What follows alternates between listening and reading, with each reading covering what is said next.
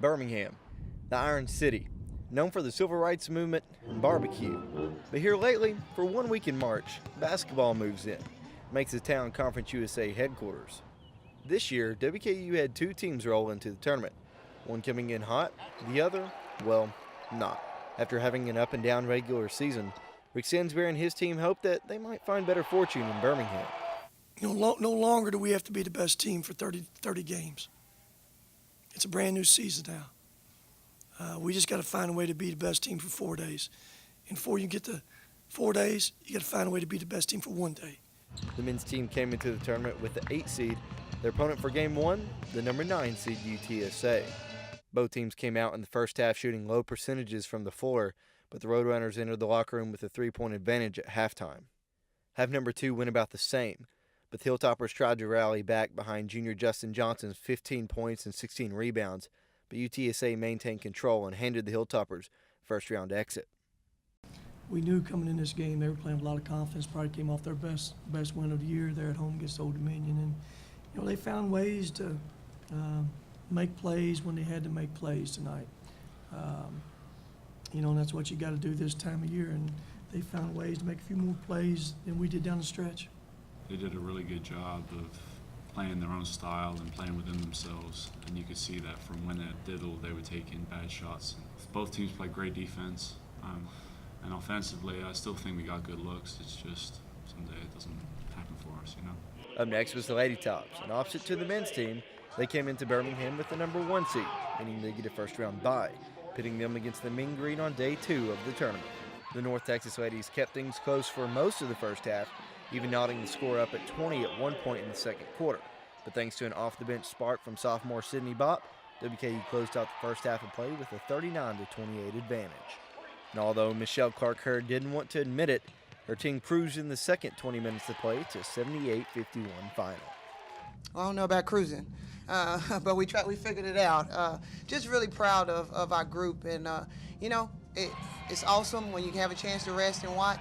The greatest thing about this team is I feel like that we've been in situations where they understand and know how to win on the road, and so I was really proud of them, and we just picked it up and went back to the things that we were doing. After securing their spot in the CUSA semifinals, the ladies made their way over from UAB's campus to Legacy Arena for day number 3 of the tourney. The semifinals presented a tougher challenge, playing a Louisiana Tech team that they only beat by single digits in Diddle Arena back in February. The Lady Techsters pounced first in the game, opening play with a 6-0 lead. It didn't take long for a player who would have a career game for the Lady Toppers to get going. Sydney Bopp came off the bench and yet again showed her range from 3, scoring a career-high 18 points from behind the arch in the first half alone, which would end up being the game high for points scored.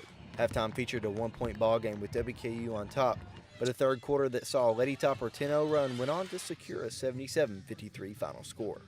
First, is just proud of my team.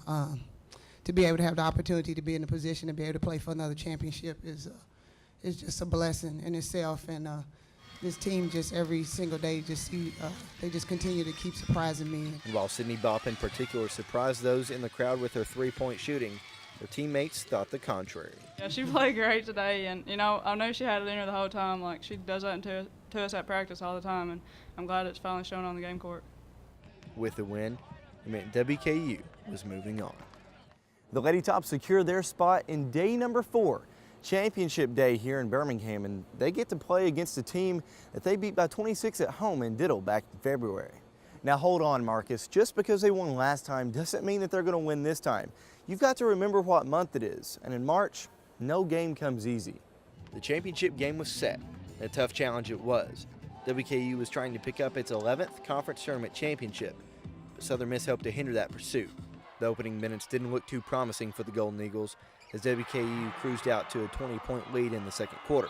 The guard Brittany Dinkins spurred the Southern Miss offense to bring the game to single digits in the fourth quarter. But one can say too little too late. WKU's potent offense and solid defense led the Lady Toppers to a 67-56 final score, capturing the program's 11th conference tournament championship.